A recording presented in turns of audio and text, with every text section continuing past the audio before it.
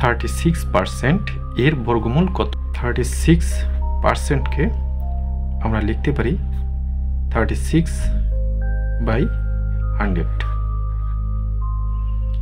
যেহেতু এখানে এর বর্গমূল কথাটি উল্লেখ করেছে, সেহেতু এখানে একটি রুট আবার ডিবি দেব।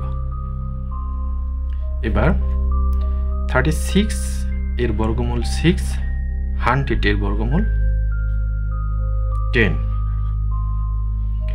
যেহেতু অপশনগুলোয় পার্সেন্টেজ দেওয়া আছে, সেহেতু 6/10কে পার্সেন্টেজে রূপান্তর করে নিতে হবে।